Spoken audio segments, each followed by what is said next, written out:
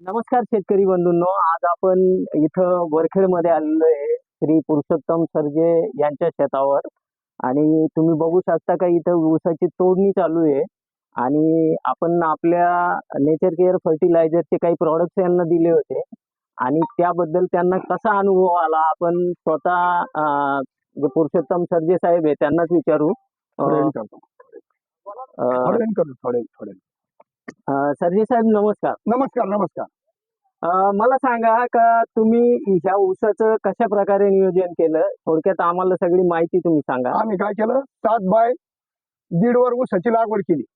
7 फुटाची फडकी पाडून त्याच्यामध्ये कांद्याचं पीक घेतलं होतं. अच्छा. कांदे लावल्यानंतर 1 महिन्याने जानेवारीच्या एंडिंगला ऊसाची 1.5 फूट अंतरावर 2 डोळा पद्धतीने लागवड केली. ओके. त्यावेळेस नेचर केअरचं आपल्या बेसल डोसला खत टाकलं. पारंपरिक पद्धतीनं आम्ही खत टाकलं. Green harvest. Green harvest. अच्छा. त्याच्यानंतर माने साहेबाचं 2 वेळेस लेक्चर सुद्धा आम्ही ऐकलं होतं. अच्छा. आमच्या जवळच कृषी सेवा केंद्र हे नाथसागर कृषी सेवा केंद्र संजीव भाऊ पोटे हा. त्यांच्याकडे व्हिजिट देण्याकरता संजय भाऊ फुलमाळी हे यायचे. त्यांनी प्रत्येक महिन्याला आम्हाला भेट दिल्या. आमचा ऊस खूप अडचणीत सापडला होता. याला फुटव्याची संख्या सुद्धा कमी झाली होती. मग त्यांचे वरचे अधिकारी मंडळ येऊन त्यांनी सुद्धा सांगितलं की आता याला जाडी करण्याकरता तुम्ही विविध प्रयोग करा. आमचे खतं टाका, सिलिकॉन टाका, पोटॅश टाका. ठिबक नसताना सुद्धा पाऊस असल्यामुळे सुरुवातीला याला जाडी झाली.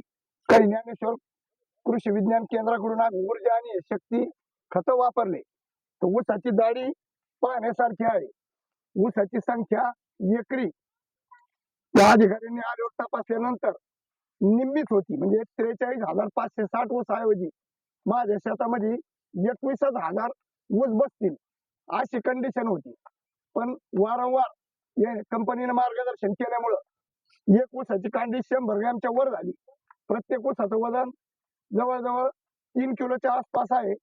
2.5 किलो किमान ऊस भरण असं आहे. अजून काही 12 महिने झाले नाही. माझा 100 टन ऊस गेला. 10 गाड्या आहेत. याचं साधारण 30 टन आज वजन बसन आणि पुढे राहिलेल्या प्लॉट मध्ये अजून एक 20-30 टन ऊस बसन. म्हणजे इतक्या वाईट परिस्थितीमध्ये सुद्धा 7 बाय 1.5 आणि गॅप पडलेले असताना सुद्धा 40 टनापेक्षा जास्त आवरेज मला मिळेल. परवा दिवशी निश्चित शेवटचा आकडा आपल्याला सापडल. याच्या अगोदर आमच्याच कुटुंबामध्ये वसंतदादा शुगर इंडस्ट्रीजचा प्रथम क्रमांकाचा खोडव्यामधला VSIचा भूषण पुरस्कार आम्हाला मिळालेला आहे. 2 वर्षापूर्वी मधला केळीचाही सुद्धा पुरस्कार आम्हाला मिळालेला आहे. जिल्हा परिषदेचा प्रगतशील पुरस्कार हाही मिळालेला आहे. जर आणखी लवकर यांच्या कॉन्टॅक्ट मध्ये आलो असतो, या वर्षी सुद्धा ऊसाचं रेकॉर्ड ब्रेक उत्पादन झालं असतं. ऊसाची संख्या निम्मी असून एवढं उत्पादन झालं.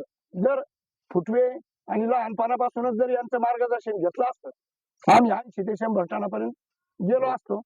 चांगल्या पद्धतीचं मार्गदर्शन विनामूल्य या कंपनीकडून मिळाल्याबद्दल नेवासा तालुक्यातील शेतकऱ्याच्या वतीने केळी उत्पादक संघटना महाराष्ट्र राज्य यांच्या वतीने मी कंपनीचे आभार मानतो. धन्यवाद. धन्यवाद.